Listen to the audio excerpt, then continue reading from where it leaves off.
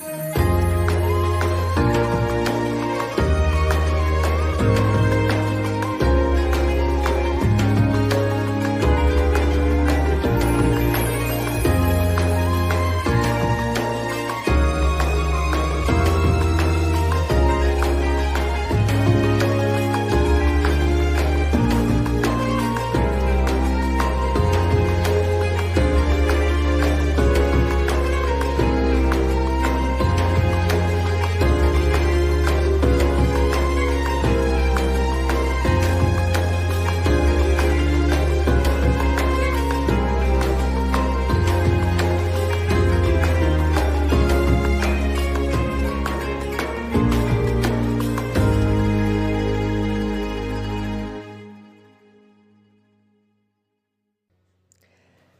صباح الفل او مساء الفل حسب ما تشوف الفيديو.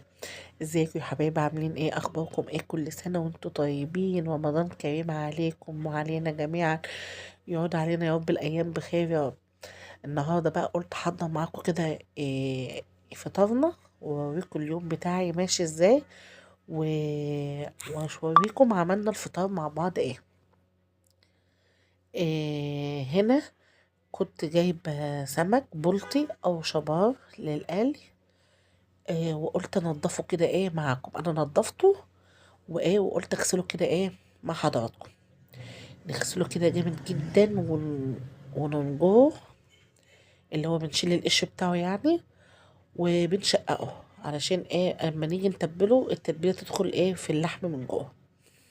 تتبيلتنا بقى هنا عباره عن توم مهروس وفلفله او شطه خضراء اللي هي الحراقه ديت، وعليها بقى ملح وكمون وشطه حمراء. تمام. وتقومي عصرة ليمونة كبيرة، وتتبلي بقى السمك من جوه من البطن السمك كده ومن الجناب، علشان التتبيلة تتشرب كله من السمكة. هنا خليته غسلته وخليته زي الفل، وبتبله هنا كده زي ما انتوا شايفين.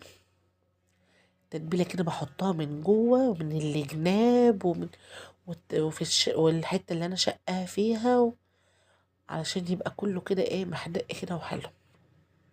صلوا على النبي يا جماعة، ما تنسوش تدعموني بلايك واشتراك من فضلكم، من فضلكم ادعموني بلايك واشتراك بالله عليكم، عشان تشجعوني وعشان الفيديوهات توصل للكل. هنا بقى هسيبه على جنب كده عشان يشرب كده في التتبيله. هنا بقى احنا بنعمل شوربه سمك، الشوربه اللي بتبقى بيضه. مش عارفه بقى كلكم تعرفوها ولا بس دي عندنا في دمياط، مش عارفه. هنا بقوم جايبه على حسب مين يعني بيحب السمك المسلوق، بنطلع منه شوربه بيضه كده، بتشوحيها في فص مستكه وحبهان. وعايزه بقى تعملي سمكه نص، احنا عندنا هنا مفيش حد بيحبها يعني السمك المسلوق، فبعمل بس كده على قد ان انا يطلع لي شويه شوربه. فص مستكه وحبهان، وبتقومي نازله عليها بالميه والملح، وتسيبيها بقى تغلي لحد ما تتقل وتبيض معاكي. تمام. هنا انا كنت بعمل حاجه حلوه. إيه ما عملت المهلبيه هنا كنت حاطه اللبن بيغلي، وقمت حاطه معلقتين نشا وشويه ميه، او عايزه لبن زي ما انت عايزه، نص كوبايه كده، وتقومي نازله على النشا، على اللبن قصدي، وتقومي حاطه نقطه فانيليا يا جماعه، تديها طعم وريحه حلوه. هنا كنت بوريكم كنت بسيح السمنه اللي هعمل بيها الجلاش. هنا مع بعض هنا هعمل صينيه الجلاش بالكريمه او بالمهلبيه زي ما انتوا عايزين. آه هنا بعملها معاكم. هو الورق كان يعني متقطع شويه، مع انها والله جايباها مفروض طازه يعني، بس ما مش عارفه بقى هي الماركه دي والله كانت حلوه، بس مش عارفه ايه اللي جرى يعني. المهم يعني ما فيش حاجه هتقف في ايدينا، هي هظبطها وهتطلع زي الفل، وكانت تحفه. لازم نعمل كده اي حاجه حلوه للاولاد، مش شرط نشتري بقى من بره والاسعار الغاليه المبالغ فيها ديت، وفي الاخر الحاجه اصلا ملهاش طعم. لا، احنا نعمل حاجه كده بايدينا نظيفه وحلوه، تعرفوا نعرف ناكلها ونبقى ضامنين اولادنا ياكلوها. هنا نزلت بالمهلبيه على الجلاش، وحطيت نص ورقة الجلاش تحت، وعملت بين ورق وورق كده، كل ورقتين كده حطيت شوية سمنة. وهقوم حاطة بقى الورق التاني، وبرضه هحط بين كل ورقتين كده ولا حاجة رشة سمنة كده، دهن السمنة.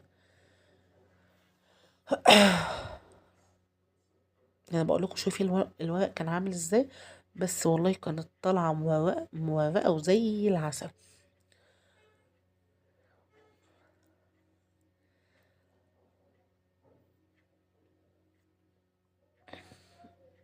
هنا بقى هقفلها كده مع بعض.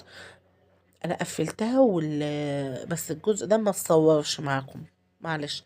انا قفلتها وقفلت الطبقه الاخيره دي يا جماعه، بتقفلها بورقه بقى تكون سليمه يعني.